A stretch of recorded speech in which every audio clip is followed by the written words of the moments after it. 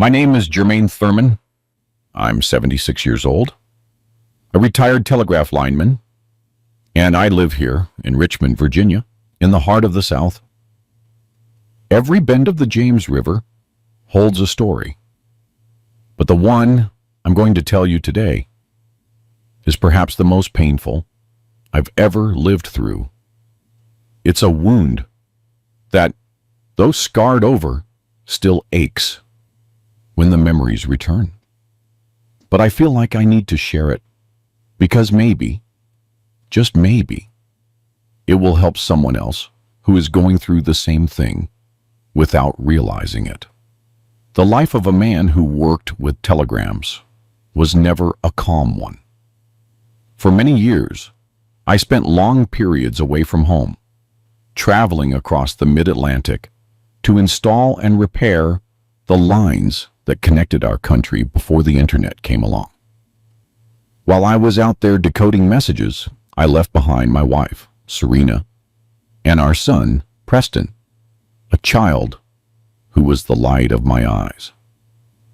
Preston was always a timid little boy, the type who spoke softly and asked permission even to breathe. At first, I thought that was just his way.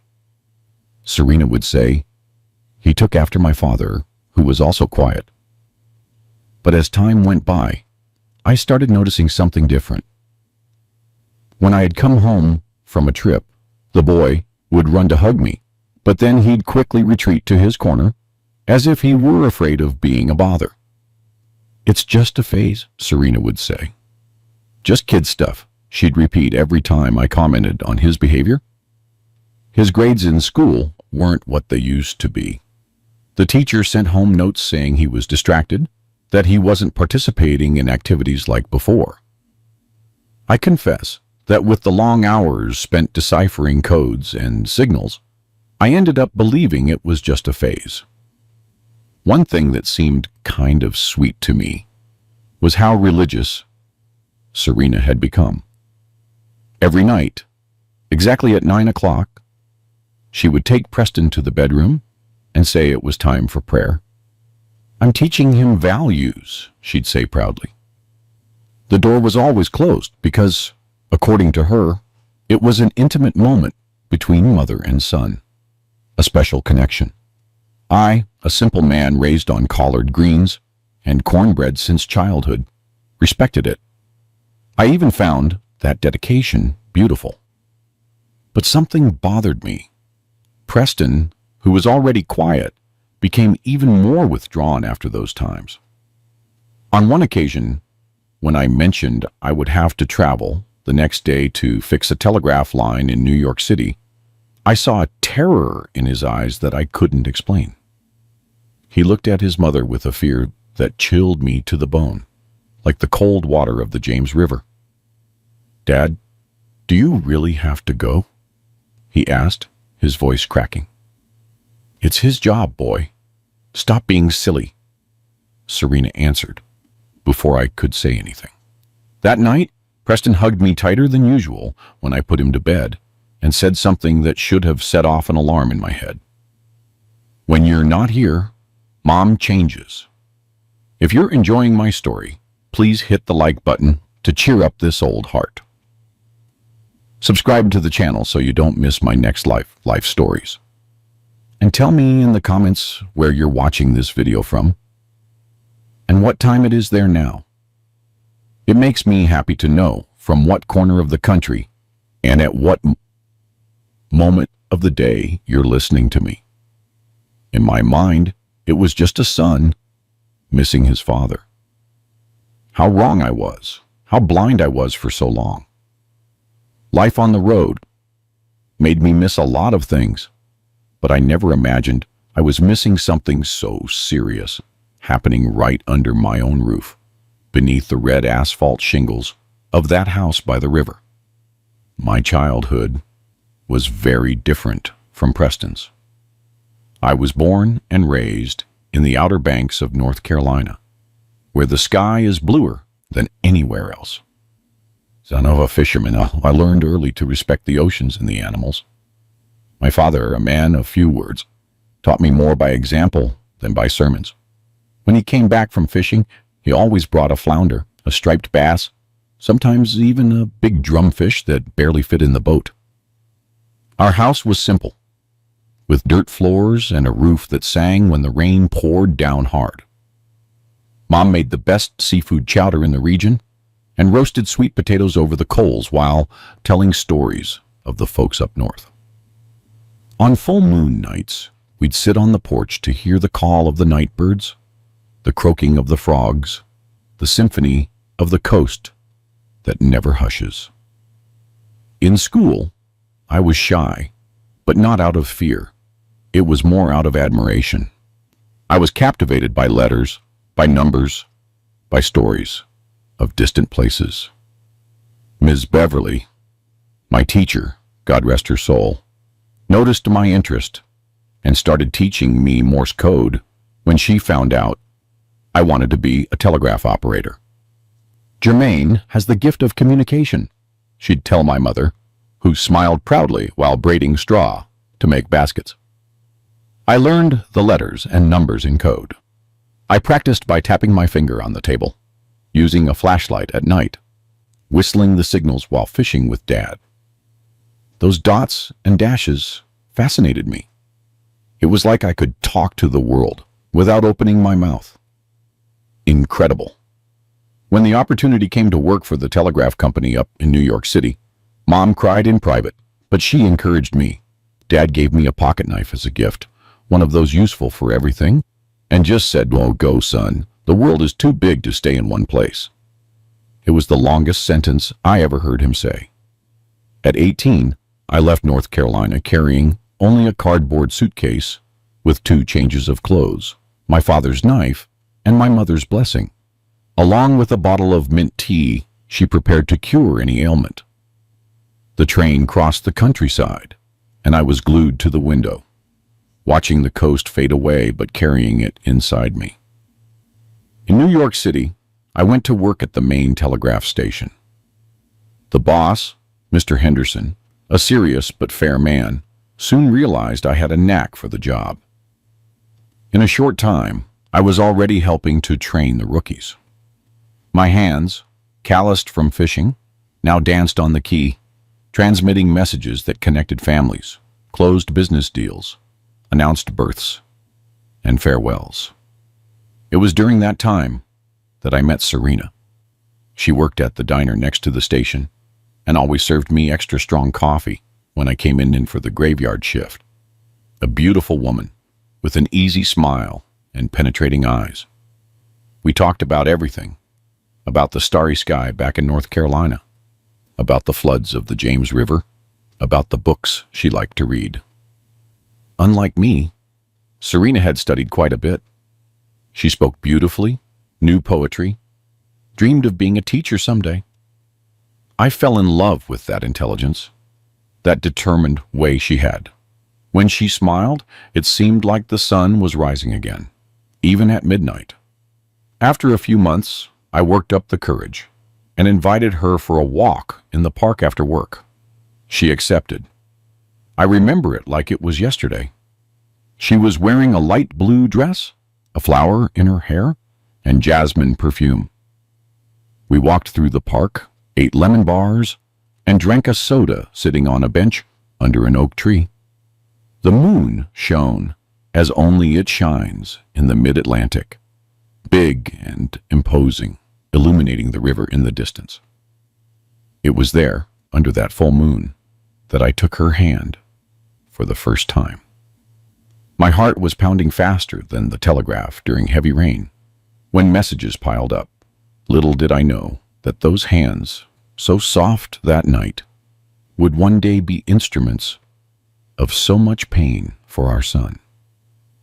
How could I imagine that that voice that recited Langston Hughes's verses with such sweetness would one day utter such cruel words?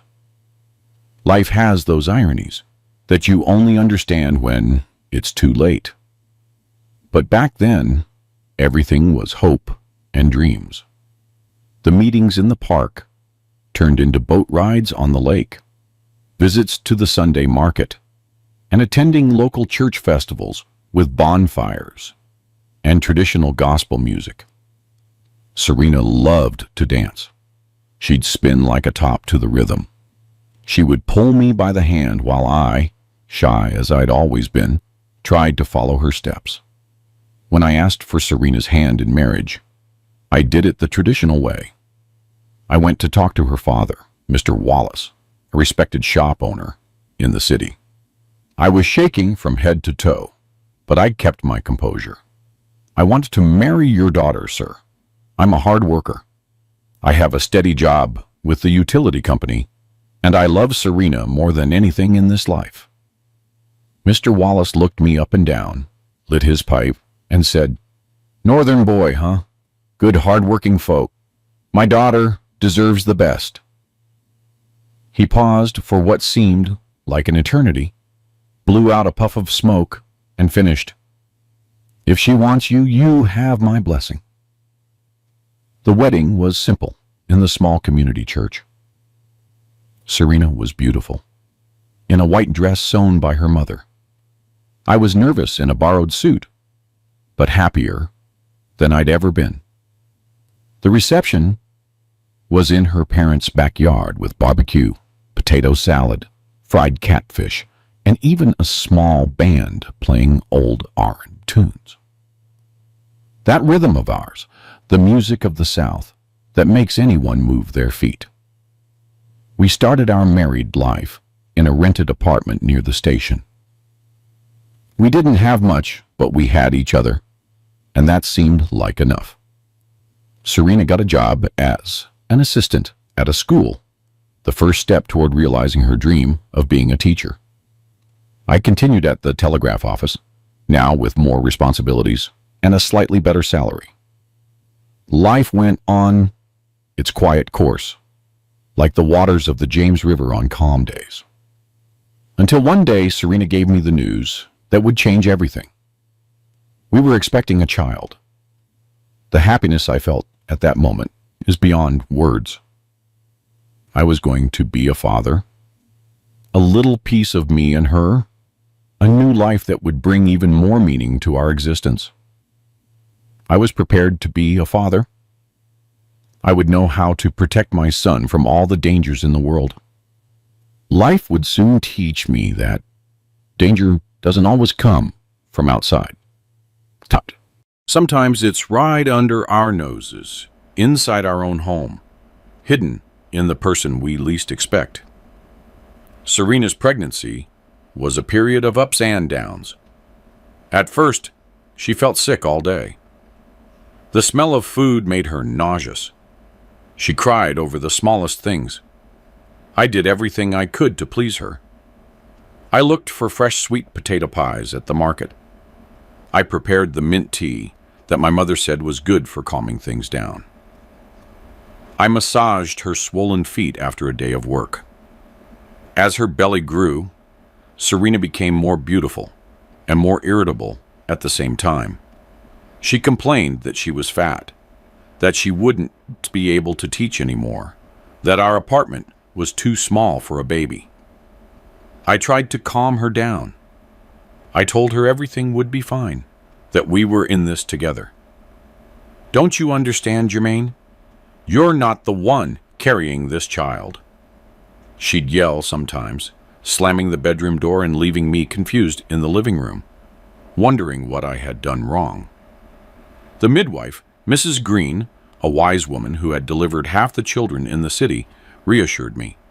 That's just how it is, Mr. Thurman. Women get a little strange when they're expecting the hormones, you know? Just be patient. And I had patience. It was never a problem for me. In the telegraph office, you learn to wait for the right moment, to calmly decipher messages, to find meaning in the signals. Preston was born on a stormy night, one of those that turn the southern sky into a spectacle of lightning and thunder. The waters of the James rose so high they almost flooded the houses closest to the bank. Serena went into labor 2 days earlier than expected, and I had to carry her in my arms to Mrs. Green's house with the rain beating down on our backs. They were hours of agonizing waiting. Sitting on the porch, I heard Serena's cries inside and prayed silently to the Lord, as my mother had taught me, until finally a loud cry broke through the storm. The cry of a healthy baby, a clear set of lungs that seemed to defy the tempest outside. When I entered the room and saw that tiny thing in Serena's arms, my heart almost leapt out of my mouth. Preston was perfect. He had his mother's eyes, my father's button nose, and a handful of dark hair on his head. His tiny hands opened and closed, as if he were sending messages in Morse code. "Look, Serena. He looks like he already wants to be a telegraph operator, just like his dad." I joked, thrilled. She looked at the baby, with an expression I couldn't quite decipher at the time. It wasn't exactly joy or pride. It was something like disappointment or tiredness. I couldn't tell.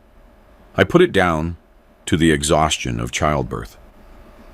"I hope he has more ambition than you, Jermaine," she replied, adjusting the baby on her chest. The first few months with Preston were an adjustment period. Serena seemed lost in caring for the baby. She got irritated when he cried. She complained that she had no time for anything. I tried to help as much as I could, but my job demanded increasingly long absences.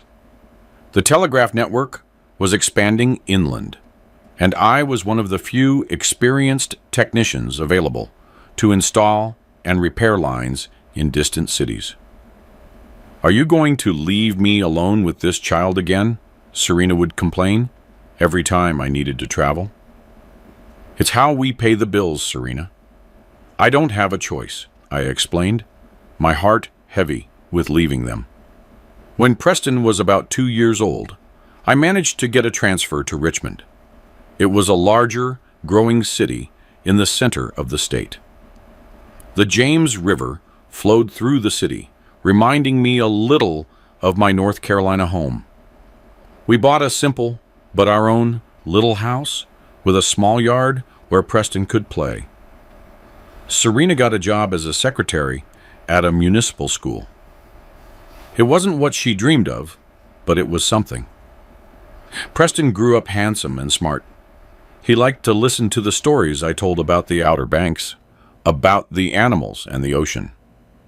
His eyes would sparkle when I imitated the roar of a wildcat or the cry of an eagle. He had a sweet manner, a natural curiosity, a laugh that was pure music. With Serena, however, the relationship was different. She was impatient with his questions, his games, his childish energy. "Boy, hold still. Can't you see I'm tired?" was the most common thing we heard in the house. I tried to make up for it by playing with him.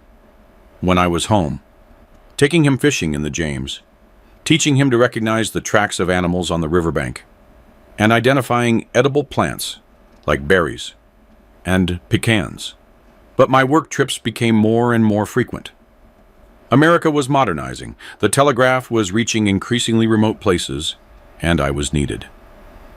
I spent days, sometimes weeks, away from home, traveling through the interiors of Virginia and the Carolinas, installing equipment, training new operators, and fixing lines damaged by storms. When I returned, I found Preston quieter, more withdrawn. At first, I thought it was just him missing me. Then I began to think it was just his nature, shy like I was as a child. Serena said he was the same way at school, that the teacher complained he didn't participate, that he stayed in his own corner. "This boy takes after you, Jermaine. Quiet, no ambition.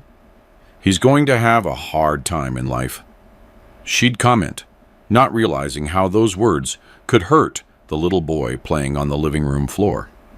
It was when Preston was about 6 years old that Serena started with the prayers. It all began after she befriended Miss Beverly, a very religious woman in the neighborhood. Ms. Beverly talked a lot about the importance of discipline, of bending the rod while the tree is young, of not sparing correction. Jermaine, we need to give Preston a religious education. He's too rebellious, Serena told me one day when I returned from a trip. Rebellious? Our Preston? But he's so quiet, I replied, confused. That's what you see. When you're not here, he gives me a lot of trouble. He doesn't listen. He doesn't do his homework. He talks back. I looked at Preston, who was playing in the yard with a slingshot I had made for him. I couldn't see rebellion in that thin boy with the sweet eyes. But Serena was the one who spent the most time with him. So maybe she was right. And what are you planning to do? I asked. I'm going to teach him to pray, to reflect on his actions every day before bed, a moment just for mother and son. It seemed like a good idea. My own mother had taught me to pray from a young age, to be thankful for the food on the plate, for the roof over our heads, for the family's health.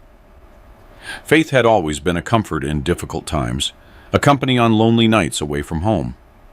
If Preston learned that early, it would be good for him. Excellent idea, Serena. I'm glad you're worrying about that. And so began the nightly prayer sessions. Every night at 9 o'clock, Serena would take Preston to the bedroom, close the door, and they would stay there for 30 to 40 minutes.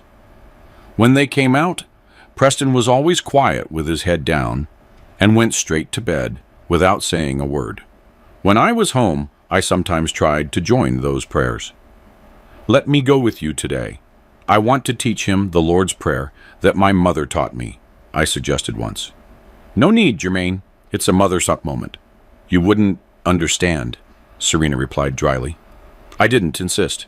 I respected that space she was creating. I even thought it was nice. How could I imagine that behind that closed door there were no prayers, but muffled screams? That there was no reflection, but terror? That the hands that should bless were actually punishing? Preston began to change. The happy and curious boy was replaced by a silent and fearful child. His grades in school plummeted. The teacher sent notes saying he was inattentive, that he flinched at any sudden movement. Those are exaggerations, Serena would say. He just wants attention. He's jealous of your trips. And I, fool that I was, believed her. Until that night when I resolved to stay and discovered the terrible truth hidden in our own house. With Preston already in school, our lives settled into a routine. I continued working for the utility company, now with the responsibility of overseeing the installation of new lines throughout the state. The job was good. It paid our bills, and we even had a little left over to save. We even managed to buy a new radio, one of those with polished wood, that played the songs of Sam Cooke and Marvin Gaye on Sunday afternoons. Our house in Richmond was simple, but cozy. It was near the James River, on a dirt road where the kids played ball and flew kites. We had a yard with mango, guava, and avocado trees. I even planted a pecan tree, knowing it would take years to bear fruit. It's for Preston's future, I'd say, as I carefully watered the sapling. Serena worked as a secretary at the municipal school. It wasn't what she dreamed of. She'd always wanted to be a teacher. But the salary helped with expenses, and she said she liked the atmosphere. Over time, she became more involved with the local church. She participated in the prayer group, helped with the fundraisers, and was always talking to Reverend Miller after services. Religion is doing me a lot of good, Jermaine, she'd say, and I was happy for her. My own faith was always quieter, the kind you practice every day without much display. I learned from my father that God is more in the actions than in the words. Preston was growing up, now about 8 years old. In school, he was an average student, neither the best nor the worst. He especially liked science classes when the teacher talked about animals and plants. At home, he spent hours leafing through an old encyclopedia I bought from a street vendor, fascinated by the colorful pictures of exotic animals. This boy is going to be a biologist, I joked proudly. A biologist. And what's he going to earn with that? Barely enough to eat. Serena responded, cutting off my enthusiasm. On my days off, I took Preston fishing in the James. Sitting on the riverbank with our makeshift bamboo rods, we spent hours talking. Or rather, I talked, and he listened, with those attentive eyes that seemed to absorb every word. "Dad, tell me again what North Carolina is like," he'd ask. And I'd describe the arid fields, the flocks of eagles that looked like clouds in the blue sky, the bobcats that drank water at dusk, the lizards sunning themselves on the banks. "One day, I'll take you there, son. You'll meet your grandparents, the land where I was born." Preston would smile, but it was a sad smile, as if he didn't really believe that day would come. Today I understand why. For a child living in fear, the future is always uncertain. At home, Preston was almost a shadow. He walked silently through the rooms, careful not to make noise. He played alone in the yard, talking softly to his wooden dolls that I carved on my trips. When Serena came home from work, he'd already run to put away his toys to leave everything tidy.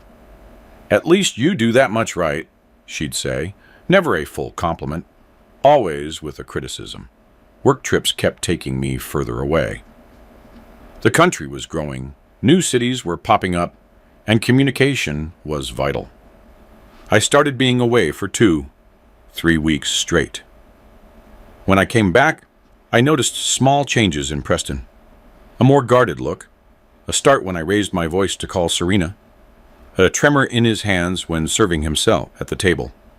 "What's wrong with him?" I asked once. "Nothing.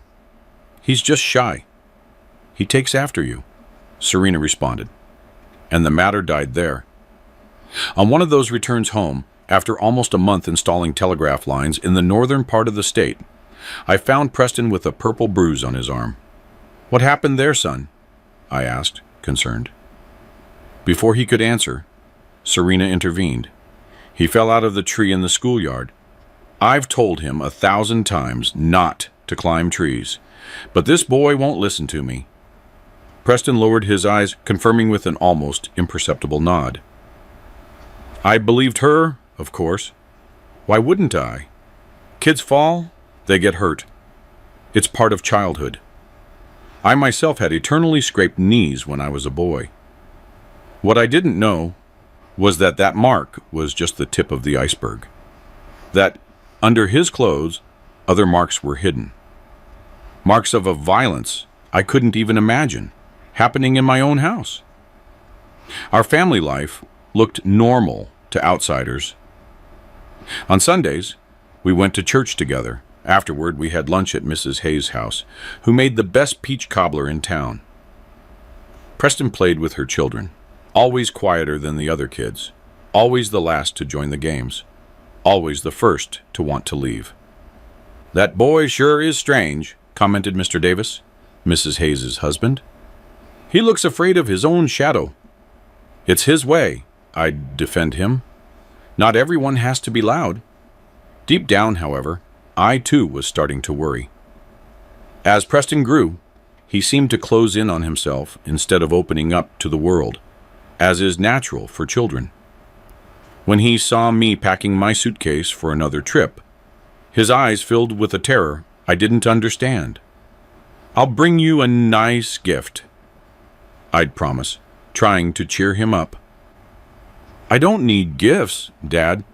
Just come back soon," he'd reply, with an urgency in his voice that squeezed my heart. It was during this time that the nightly prayers became more frequent and longer. If before they happened 2 or 3 times a week, now they were daily. Bang. If before they lasted half an hour, now they extended for almost an hour. "Preston needs more spiritual guidance," Serena explained. "He's being very rebellious at school." The teacher's notes, however, said the opposite. "Preston is extremely quiet and submissive.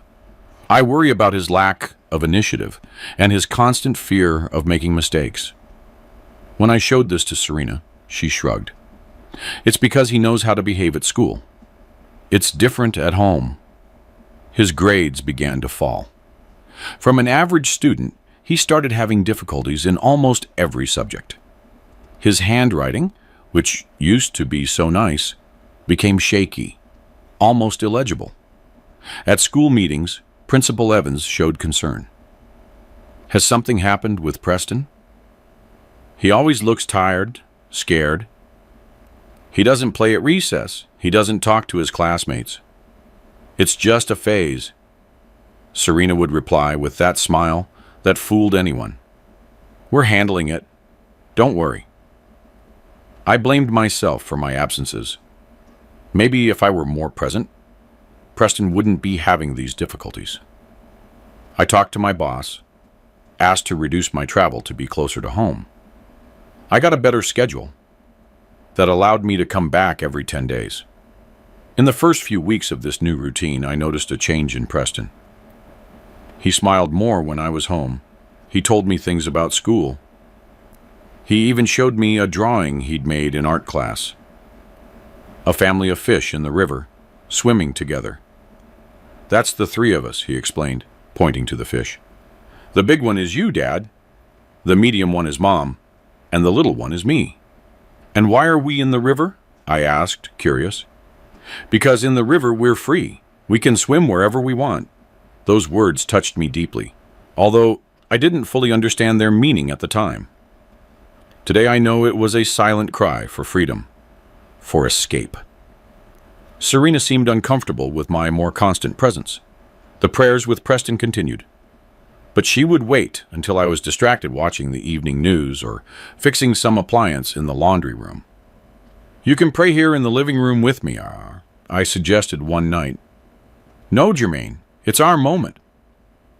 You wouldn't understand, she insisted, with a firmness that allowed no argument. And so, even more physically present, I remained excluded from that part of my son's life. I remained blind to what was happening behind that closed door, to the terror my son lived through almost every night, until that night came, the night that changed everything, that opened my eyes to a reality I refused to see, which was there under my nose all along. The night I finally heard the scream. It was a typical Wednesday night in Richmond, hot during the day and with a cool breeze at night. I had returned from a short trip to New York City, where I participated in a training session on new equipment. I was tired, but happy to be home earlier than expected. Serena wasn't expecting me back that night. According to my schedule, I was only supposed to arrive on Thursday, but I caught a ride with a truck driver heading toward Richmond and moved up my return. I arrived home around 8 o'clock. The lights were on, but no one appeared to greet me when I knocked on the door. Strange, I thought. I used my key and slipped in silently. I heard voices coming from the kitchen. Serena was speaking in a severe tone to Preston. You're going to have to pray double tonight. Understand? Your teacher told me you got every single math problem wrong. Everyone. How can you be so dense? I stood still in the hallway, unsure whether to interrupt or not. Something told me to wait, to observe. Sorry, Mom, I tried, but I couldn't remember how to do the division. Preston's voice was barely a whisper. You couldn't, because you don't pay attention. Your head is in the clouds, just like your father, who never amounted to anything in life. That hurt, but I remained silent. I wanted to understand what was going on before I made my presence known. Dad works hard, Mom. He brings money home. There was a sound of a slap on the table. Don't talk back to me. Who do you think you are? If your father were someone important, He wouldn't still be driving all over the state fixing telegraph wires like some common laborer. "Sorry, Mom," Preston murmured again. I felt my blood boil, but I held myself back. This was not the time to confront Serena. I needed to understand first what happened when I wasn't around. I quietly retreated and left the house. I walked around the block and knocked on the door loudly, as if I were arriving at that exact moment. "Hey, I'm home early," I announced cheerfully. Serena appeared at the door with a forced smile. Preston came right behind her, and his eyes lit up when he saw me and received my hug. "Dad, you're back." "Oh, what a surprise, Jermaine. We weren't expecting you today," Serena said with a completely different tone of voice than the one I had heard minutes earlier. I caught a ride and got ahead of schedule. I missed my family. Dinner went on in a strange atmosphere. Serena talked about things from church, about how Reverend Miller had praised her dedication to the prayer group. Preston ate in silence, staring at his plate. Every now and then, I noticed Serena giving him harsh looks, especially when I wasn't paying attention. After dinner, Preston went to do his homework at the kitchen table. I stayed in the living room, pretending to watch TV, but in reality, I was watching the interaction between mother and son through the slightly open door. "Show me that homework," Serena demanded, snatching the notebook from Preston's hands. "It's all wrong again? You never learn." "Can I help, son?" I offered, getting up from the couch. Math was my favorite subject in school. Serena quickly closed the notebook. "No need, Jermaine. Preston and I will solve this. Besides, it's time for his prayer." She grabbed his arm with force, too much force, I noticed, and pulled him toward the bedroom. Preston gave me a look of plea that I was finally beginning to decipher. "Can I join the prayer tonight?" I asked, following them down the hallway. "I already told you no, Jermaine. It's our time. Go rest.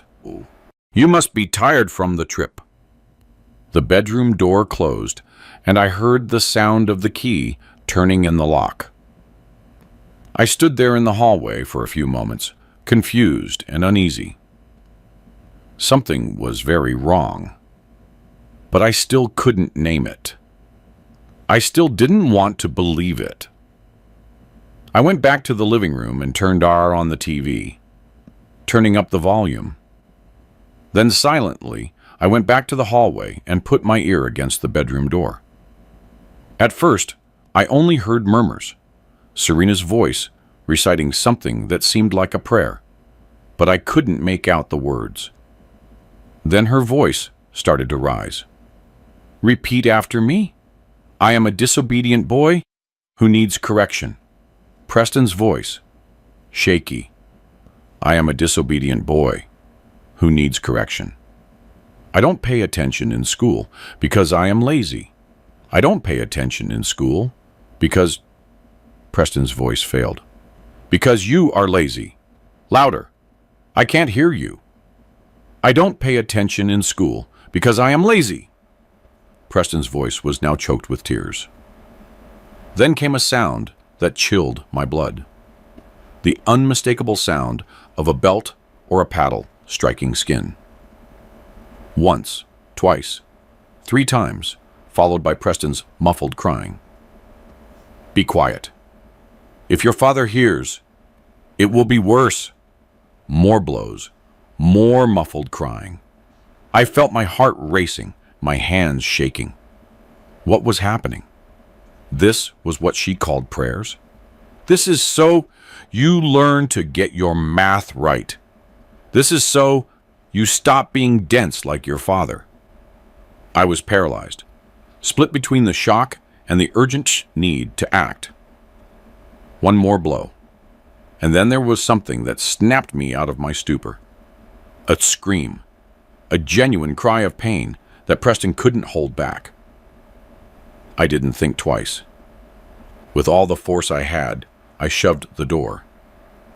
The lock gave way, and the door burst open. The scene I saw will forever be etched in my memory. Preston was huddled in the corner of the room, his legs marked with red welts, his hands trying to shield his face. Serena stood over him with a leather belt in her hand, her eyes wide with surprise at seeing me. "What are you doing?" I shouted, barely recognizing my own voice. "I'm educating your son, since you don't do anything," she responded without an ounce of remorse. "He needs to learn." I walked past her and went straight to Preston. When I crouched down to touch him, he flinched even more, as if expecting to be hit too. That broke my heart into a million pieces. "It's okay, son. Dad is here. No one is going to hit you." Slowly, he lifted his eyes, full of tears and fear. "Sorry, Dad. I tried to do the math, but I couldn't." "You don't have to apologize, my son. You didn't do anything wrong." I looked at his legs, covered in marks. "Does this happen whenever I travel?" Preston nodded, unable to speak. Then I looked at Serena, a person I no longer recognized, a stranger, with the face of the woman I had loved. "Get out of the room," I ordered with a voice that allowed no argument. "Jermaine, you don't understand. This child needs discipline. He's just like you. No ambition, no—" "Get out of the room now," I roared. And she backed away, surprised by my reaction. Never, in all the years of our marriage, had I raised my voice against her. She stormed out, slamming the door. I stayed alone with Preston, who was trembling like a leaf. "Son, why didn't you ever tell me?"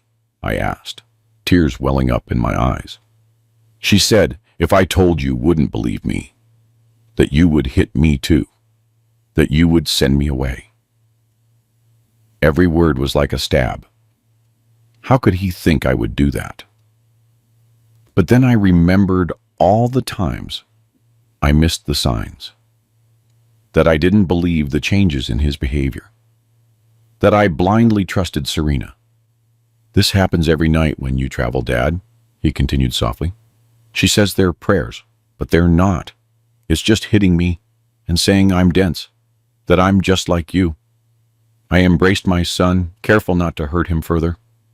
He was so thin, so fragile in my arms. How did I not realize sooner? How was I so blind? "Never again, Preston. This will never happen again.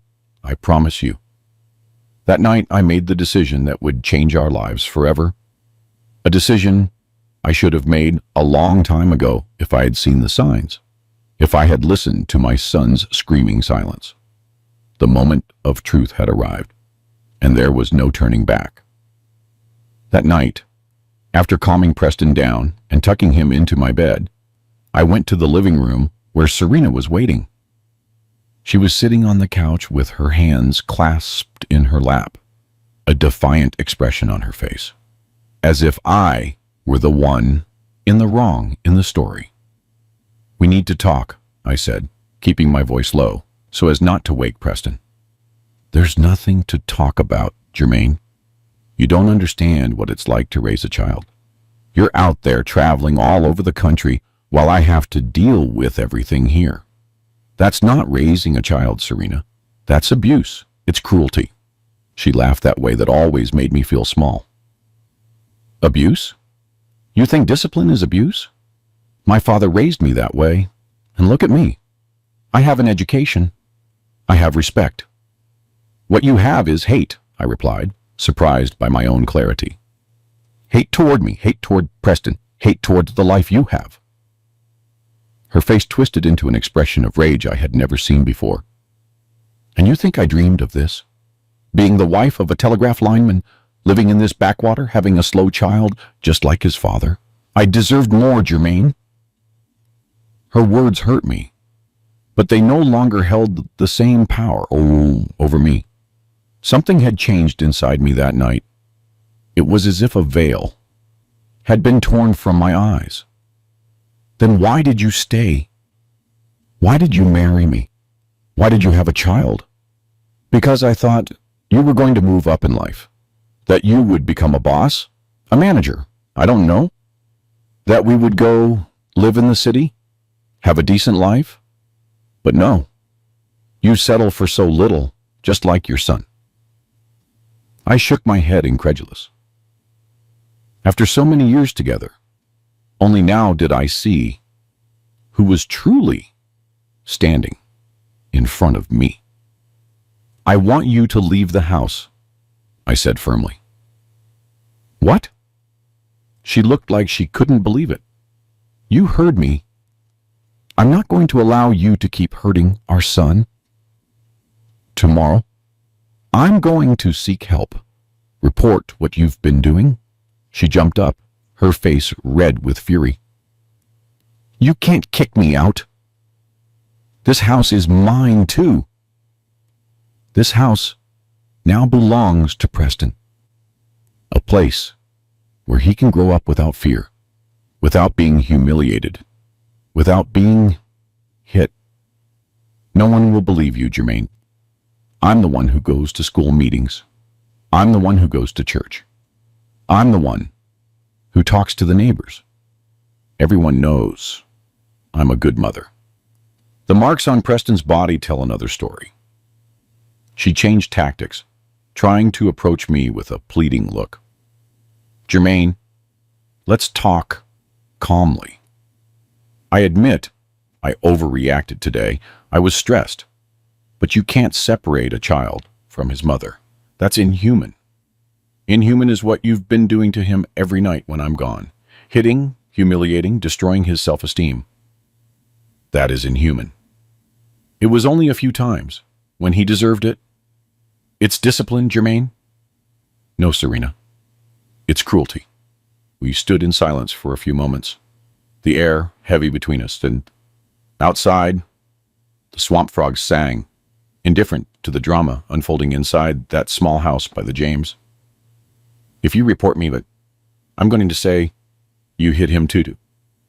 That you're violent with me, she threatened, a dangerous glint in her eyes. Say whatever you want.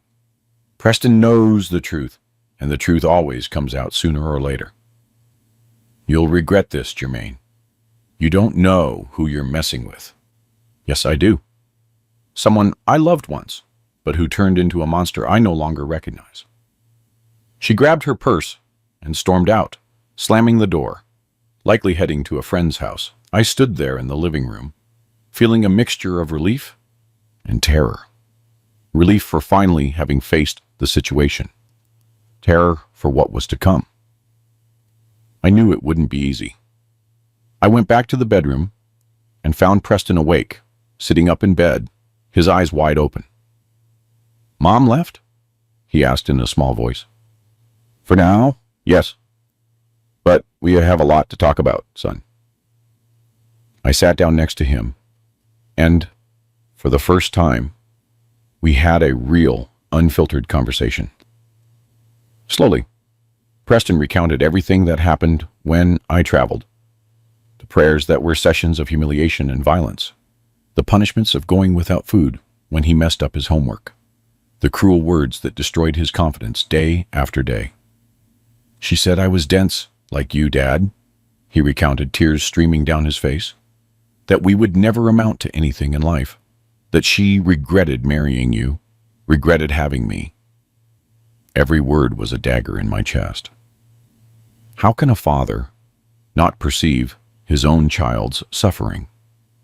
How was I so blind for so long? How long has this been happening, son? I think since forever, Dad. But it got worse when I started school. If I didn't get good grades, she got really mad. She said I was a family embarrassment. And why did you never tell me? He lowered his eyes. She said if I told you wouldn't believe me, that you would take her side, that you would hit me too. I felt a wave of rage and sadness wash over me. Serena had methodically destroyed Preston's trust in me, isolating him, making him believe he was alone against the world. Preston, look at me, I pleaded, gently holding his chin. I believe you. I will always believe you. And I will never, ever let anyone hurt you again. Not your mother, not anyone. He looked at me with those eyes that looked like an old man's in a child's body, eyes that had seen too much pain. You promise, Dad? I promise, son, from my heart. That night, we both slept in my bed. Preston clung to my shirt as if he feared I would vanish during his sleep. In the early morning, he had nightmares, screaming in the dark, and I calmed him, telling him everything was okay, that I was right there. The next morning, early, I went to the police station. Sheriff Lee was a serious but fair man, known for not turning a blind eye to any kind of violence, not even domestic abuse, which many considered a private family problem. Mr. Thurman, this is a serious accusation, he said after hearing my story. We're going to need evidence, testimony. And you know how it is, right? A mother is a mother. People don't like to get involved in these things. I know, Sheriff Lee, but I can't keep pretending I don't see. My son is suffering. He scratched his grizzled chin, thoughtful. I'll send Deputy Johnson over to your house to see the boy, document the marks, and we're going to need the town doctor to examine him. We'll talk to the judge after that. Leaving the station, I stopped by Preston's school. Principal Evans received me with a surprised expression. Mr. Thurman, you here on a Monday? Aren't you traveling for work? No, Principal Evans. I came to talk about Preston's situation. I told her what I had discovered. The marks, the bruises. Her eyes widened, and she brought a hand to her mouth. My God, Mrs. Thurman always seemed so dedicated, so concerned about the boy's education. Appearances are deceiving, I replied bitterly. A lot of things make sense now, she commented thoughtfully. Preston's behavior, his fear, the grades dropping. I always thought there was something strange, but I never imagined. You think these things only happen in movies, you know? But they happen right under our noses, I said, feeling the weight of guilt once again. Principal Evans, I need your help. Can Preston's teacher confirm the changes in his behavior? It will be important for the case. Of course. Ms. Beverly noticed from the beginning of the year that Preston was different, quieter, scared. She even sent notes home to you. Notes I never saw, I murmured. Serena must have hidden them. I left the school with Principal Evans' promise that the teacher would go to the police station to give her testimony. It was a small step, but an important one. I returned home, where I had left Preston in the care of our neighbor, Ms. Thompson, a widow who had always been kind to us. She met me at the door with a look of understanding. Mr. Thurman, what a terrible thing to happen in this house. Preston showed me the marks. How could Mrs. Thurman do this to her own child? Sometimes we don't truly know people, even after living with them for years, I replied, feeling the burden of my blindness. Ms. Thompson hesitated. I need to confess something to you. I already suspected. Several times when you were traveling, I heard Preston crying at night. Once I even knocked on the door to ask if everything was okay, but Mrs. Thurman said he just had a stomachache. I felt a pang of anger. And why did you never tell me anything? She lowered her eyes, ashamed. You're afraid of getting involved, you know, of being called a busybody, of breaking up a family. But I should have spoken up. I know, forgive me. I took a deep breath. It wasn't worth blaming Ms. Thompson. I was the father. I should have noticed. It's okay. The important thing is that now we know, and we're going to do something about it. That same day, Deputy Johnson came to our house, photographed the marks on Preston's body, and listened to his shaky but brave testimony. Afterward, we went to the health center, where Dr. Jenkins examined the boy and made a detailed report of the injuries, some recent, others already scarred, showing that the abuse had been going on for a long time. At night, Serena returned, accompanied by Reverend Miller. Clearly, she had gone to find an ally, someone who could intercede on her behalf. Jermaine. This is madness, the Reverend began. Serena is a good Christian, an exemplary woman in our community. You need to resolve this as a family, through dialogue, through prayer.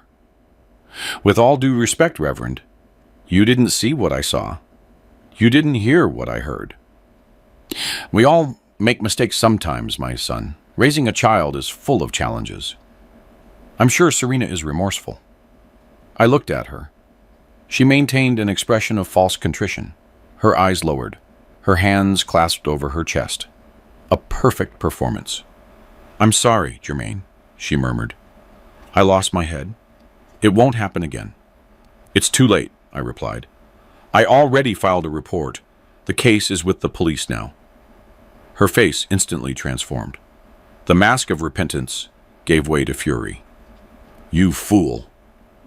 You're going to destroy our family over a few spankings. Everyone disciplines their kids. The Reverend looked stunned by the sudden change in behavior. Serena, calm down. Don't tell me to calm down. This man is taking my son away from me. My son. This man is the father protecting his son, I replied without raising my voice. And they weren't just simple spankings, Serena. They were beatings, humiliations, psychological terror. She lunged at me, her fingernails ready to claw my face. But the Reverend held her back. Serena, for God's sake, you're only making your situation worse. At that moment, Preston appeared in the doorway of the living room, trembling at the sight of his mother. Son, come here to Mommy, Serena called, changing tactics again, her voice sweet as honey.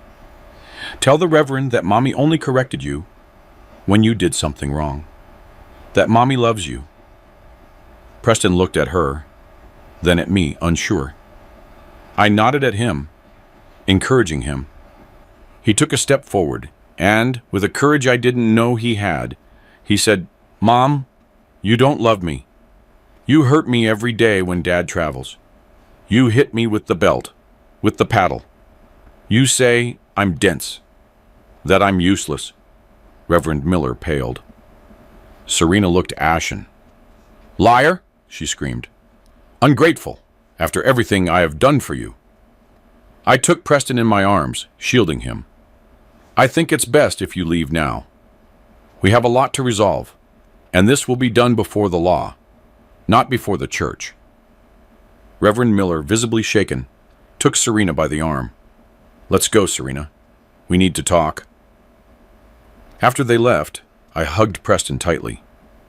You were very brave, son. Very brave. He looked at me with those huge eyes, still full of fear, but now also with a spark of hope. Things are going to be okay now, Dad. Yes, my son. I promise you they will. But I knew the battle had only just begun. The days that followed were intense. Our lives were turned upside down, like when the James overflows in major floods and sweeps everything away.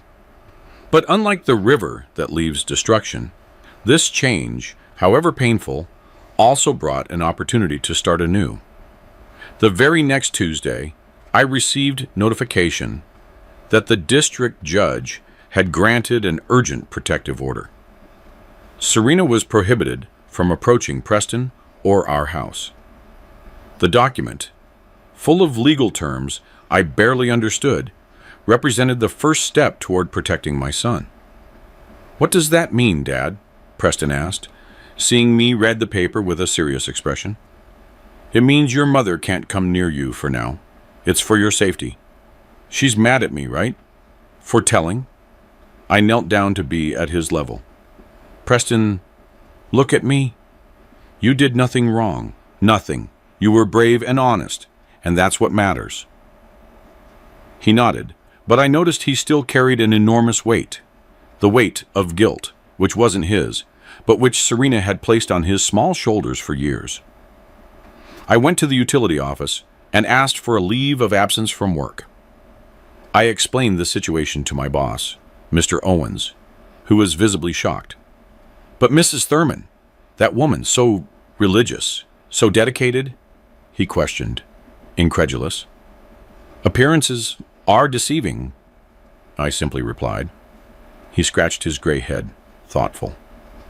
"Look, Jermaine, you have 2 weeks of leave. Anything more than that will be complicated. We have a lot of work, new lines going all the way to Philadelphia. I understand, Mr. Owens, but I can't leave my son alone right now. If necessary, I'll resign." His eyebrows shot up. "Hold on, son. You don't have to do that.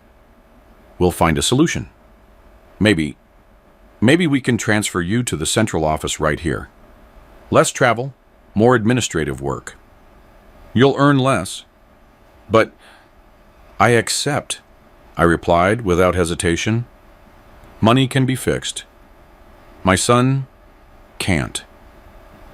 I returned home, thinking about how to reorganize our lives.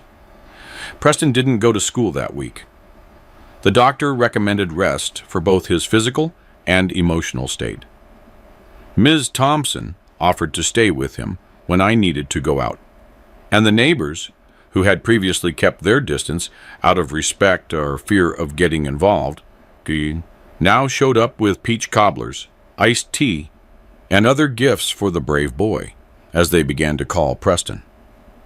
On Thursday, we went to the courthouse for the first hearing. Preston was nervous, clinging to my hand as if his life depended on it. Inside the small, stuffy room were the judge, Mr. Wallace, a middle-aged man with deep circles under his eyes, the prosecutor, Ms. Reynolds, a woman with a severe expression but kind eyes, and the social worker, Ms. Rodriguez, who had already visited our home.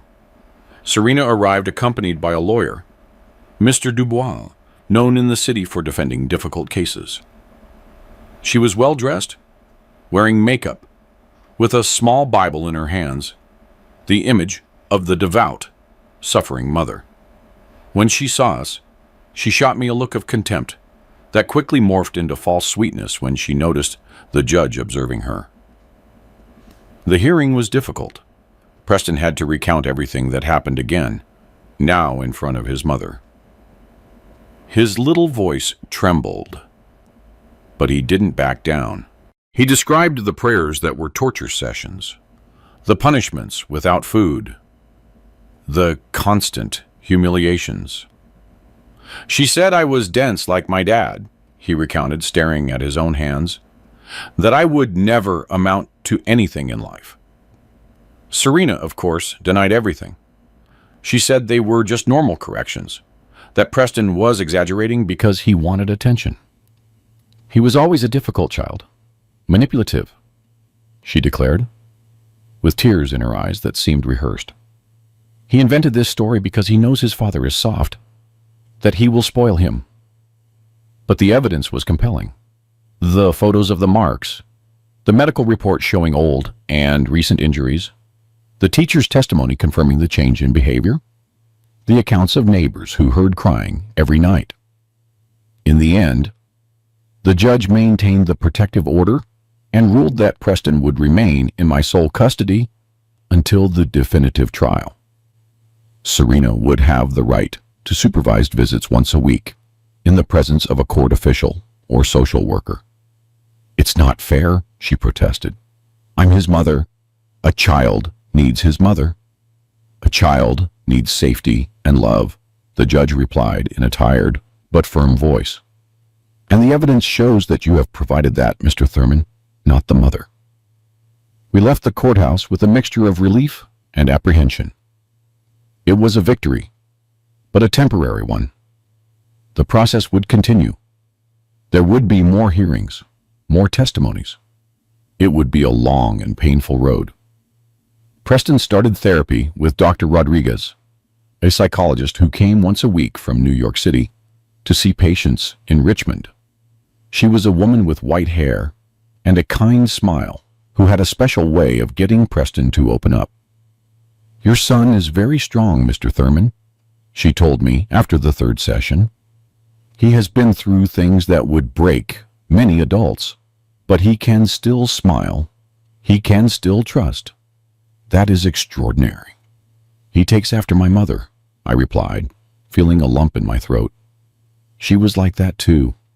She went through storms, but always found a way to see the rainbow afterward. Slowly, our routine was established. I started working at the Central Telegraph office with a fixed schedule from 8 to 5. Preston returned to school, where he was warmly welcomed by Ms. Beverly, who made a point of praising him whenever he overcame a difficulty. The supervised visits with Serena were tense. Preston sat rigid in the chair, answering her questions with one-word replies. Serena alternated between trying to please him with promises of gifts and blaming him for what was happening. "Look what you did to our family," she whispered to him once, when the social worker was distracted for a moment. "You destroyed everything." Preston returned from that visit particularly upset. He took a long time to fall asleep, had nightmares, and wet the bed, something that hadn't happened in years. I talked to Dr. Rodriguez, who recommended suspending the visits for a while. He's not ready for that contact yet. He is reliving the trauma every time he sees her. The judge agreed, and the visits were suspended for 30 days. Serena was furious, but the decision stood. During that period, I received a letter from my parents. I had written to them, telling them about the situation, and their response was a balm to my weary soul. "Son, bring Preston here to spend some time in North Carolina," my mother wrote in that round, firm handwriting. "The clean air, the animals, the ocean, all of it heals any wound. And your old folks are getting lonely." I spoke to the judge, who authorized the trip during the school break in July, as long as we kept our address updated and returned for the scheduled hearings. It was the best decision I made. Seeing Preston running through the North Carolina fields, fishing with my father, learning to make fried pies with my mother, watching the eagles with wide eyes. It was like watching a wilted flower come back to life after the rain. "Tell me the story again about the bobcat you found," he'd ask every night, sitting on the porch of the simple house where I grew up. And my father, a man of few words, would unfold into stories and tales for his grandson, doing different voices, gesticulating, revealing a side I didn't even know. "This boy brings out the best in a person," my mother commented while we prepared breakfast. "He has a special light, Jermaine, but he needs care, like a plant that was mistreated. I'm trying, Mom, but sometimes I feel so lost." She squeezed my hand with her calloused, hard-working one. "Son, you're doing the right thing. Protecting our children is the most important thing in the world. Your father and I are proud of you." We returned to Richmond refreshed. Preston was stronger, more confident, with a new spark in his eyes. His grades in school began to improve. At home, he started drawing again, telling stories, being a child again. The case in court continued its course. There were more hearings, more testimonies. Serena continued to deny everything, but her own attitudes betrayed her. During one particularly tense testimony, when she was confronted with the evidence, she lost control and screamed, "Yes, I hit him. It was for his own good, so he wouldn't be a failure like his father." The entire courtroom fell silent. Even her lawyer seemed shocked. That outburst sealed her fate. In September, 6 months after the night I discovered the truth, the judge issued the sentence. Serena would lose custody of Preston. She would still have the right to monthly supervised visits if Preston wished, but custody would be exclusively mine. Additionally, she was convicted of abuse with a 2-year sentence, which could be served under house arrest with community service. When the judge announced the decision, I felt an enormous weight lift from my shoulders. I looked at Preston sitting next to me and saw that he was crying silently. "Is everything okay, son?" I asked, concerned. He nodded, wiping his tears with his shirt sleeve. "I'm relieved, Dad. Just that." Leaving the courthouse, Preston surprised me with a question. "Dad, can we go live in North Carolina? With Grandpa and Grandma?" I smiled, ruffling his hair. "We can think about that, yes. But what about school? And your friends?" "I can study there. Friends. There are more animals there, more space. We can fish every day." The idea was tempting. Returning to my roots, raising my son in the same healthy environment where I grew up, near my aging parents. "I'm going to request a transfer to the North Carolina office," I decided. It shouldn't be difficult since they need experienced people inland. Preston's eyes sparkled. "Really, Dad? We're going?" "Yes, son. A new start for the two of us." In the following weeks, we organized our move. I sold the house in Richmond with the judge's authorization, as part of it belonged to Serena. I got the transfer to North Carolina with a small reduction in salary, but nothing that would compromise our living. The neighbors held a small farewell party. Preston, who used to be almost invisible to most people, was now the center of attention, receiving hugs, advice, and well wishes. Ms. Thompson, our faithful neighbor, cried as she hugged at us. "I'm going to miss both of you, but you're doing the right thing. Starting over, far from here." On the last day before leaving, Serena appeared at the door. She was thin, dejected, without the arrogance of before. Preston hid behind me, fearful. "I came to say goodbye," she said in a hoarse voice. "And to apologize." I stood in silence, not knowing what to say. Part of me wanted to yell, to chase her away. Another part saw a broken woman, possibly remorseful. "Preston," she called, trying to look at the son who was hiding. "I know I did horrible things, that I hurt you. I don't expect you to forgive me, but I want you to know that I recognize my mistakes." Slowly, Preston stepped out from behind me. He looked at his mother with a maturity no child should have.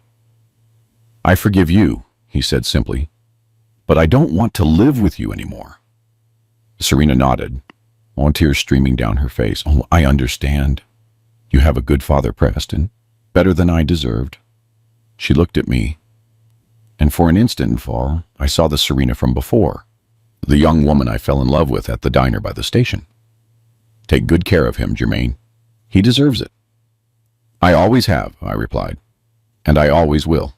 She left, without another word, walking slowly down the dirt road, her silhouette disappearing against the setting sun. The next morning, we set off for North Carolina. A moving truck carried our few belongings, and we followed by bus, watching the landscapes gradually change from the mid-Atlantic to the coast, from the past to the future. Preston slept for part of the trip, his head resting on my shoulder. I observed his serene face, the freckles beginning to appear on his nose, the hair that needed a trim. My son, my brave boy. I knew there was much to come. The adjustment to the new school, the new city, the ghost of the trauma that wouldn't disappear overnight, the supervised visits with Serena if Preston decided to maintain them. But for the first time in a long time, I had hope. I saw a bright future ahead of us, like the waters of North Carolina, reflecting the morning sun. Here I am, Jermaine Thurman, 76 years old, sitting on the porch of my house in North Carolina, watching the sunset over the ocean. Many years have passed since that night that changed our lives, but the memory still lives in me like the tides that never cease here. Preston grew up strong and healthy in these lands. That scared boy transformed into a respected man. Today, he is a biologist. He takes care of our coast, protecting the animals he loved so much as a child. He got married. I'm Bonnie Dunn. And he gave me 2 grandchildren, who are the joy of my old age. When I see them running free in the yard, I'm thankful I had the courage that night. Therapy helped Preston heal the invisible wounds. It took time, but he learned to trust again, not to flinch when someone raised their voice, to believe he deserved love. Dr. Rodriguez, the psychologist, continued to counsel him by letter, even after we moved. "It's a case that taught me a lot," she wrote once. Serena served her sentence. Afterward, she moved to Atlanta. In the first few years, she maintained contact through occasional letters. Preston responded to some, ignored others. It was his way of dealing with that broken relationship. When he turned 18, he decided to meet her one last time. "I need to look her in the eye as an adult dad," he explained to me, "not as the scared child I was." He came back from that meeting lighter, as if he had left a weight behind. "She no longer has power over me," he simply said. What did I learn from all this? That sometimes love isn't enough when it's mixed with hate and frustration. That the signs are always there if we have eyes to see. That children rarely lie about abuse. On the contrary, they try to hide it out of shame or fear. I learned that being a father isn't just about providing shelter and food. It's about protecting, even when that means facing the person we once loved. It's about listening to the silences, understanding the fears, noticing the changes in behavior. My decision that night saved my son. When he thanked me years later, I replied that I only did what any true father would do. We are not heroes for fulfilling our obligation to protect our children. We are monsters when we fail at that. Today, when I see cases of abuse on television, my heart aches. How many children are suffering in silence right now? How many parents are blind as I was? How many neighbors hear the crying and turn their faces away? If my story serves to open someone's eyes, then it was worth telling. If a single child is saved because an adult noticed the signs in time, then my pain and Preston's were not in vain.